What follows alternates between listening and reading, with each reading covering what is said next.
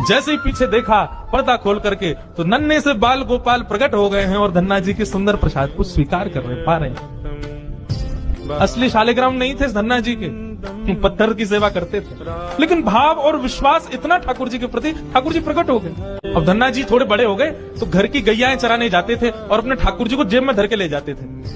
और गैया जब चरती थी तो पेड़ के नीचे बैठ के ठाकुर जी को निकाल लेते और कहते ठाकुर जी अब कोई ना आए, प्रकट है जाओ। तो ठाकुर जी प्रकट हो जाते, धन्ना जी के साथ खूब लीला करते। एक दिन ठाकुर जी ने धन्ना जी से कहा, आज गाय चराने नहीं जाओगे? बोले आज हमारी बुआ जी आई हैं, घर में बहुत सारे मेहमान आए, आज हम नहीं जाएंगे। तो ठाकुर जी बोले एक काम कर, गैया को गांव से बाहर ले जा और मोकू भी बाहर पधराया, तेरी जगह आज गैया मैं चराया आऊंगा। तो यही होने लगा। अब थोड़ी दूर तक धन्ना जी जाते, उसके बाद ठाकुर जी को बाहर निकालते और ठाकुर जी प्रकट हो जाते, गैया चराने ठाकुर जी जाते। आज 11-12 साल हो गए, वो संत आए जिनके शालिग्राम जी की सेवा थी। संत जैसे आए, धन्ना जी ने प्रणाम किया, जय हो मेरे गुरुदेव, गुरु जी के चरणों में प्रणाम। गुरु जी आपने ऐसे ठाकुर जी प्रदान किया, मेरा तो जीवन उत्सव हो गया। अच्छा कहां है तुम्हारे ठाकुर जी सेवा पूजा कैसी चल रही, अभी तक कर ही रहे हो? उनको लगी पत्थर है, बचपन में की होगी, अब तो बड़ा हो गया। कहां है तुम्हारे ठाकुर जी? बोले ठाकुर जी अभी नहीं है, ठाकुर जी तो गैया चराने गए।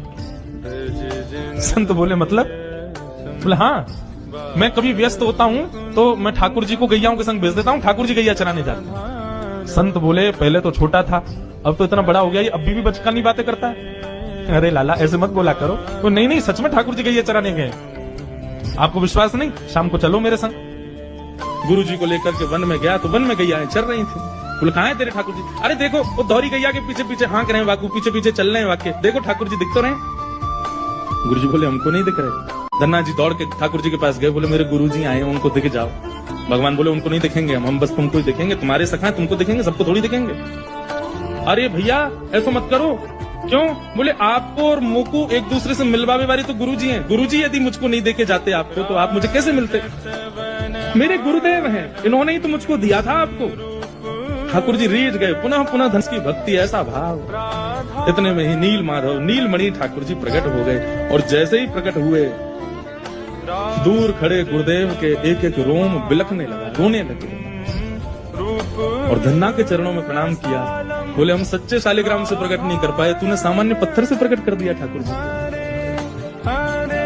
हम अष्टयाम सेवा से प्रकट नहीं कर पाए और तूने सामान्य पत्थर घिस घिस के तिलक लगा के प्रकट कर दिया ठाकुर जी को। हम 56 भोग पधरा करके ठाकुर जी को प्रकट नहीं कर पाए, तू बेसर की रोटी खवा के ठाकुर जी को चटकारे दिलवाता है। तू ठाकुर जी से गैया चरवा रहा है अपनी। धन्य है।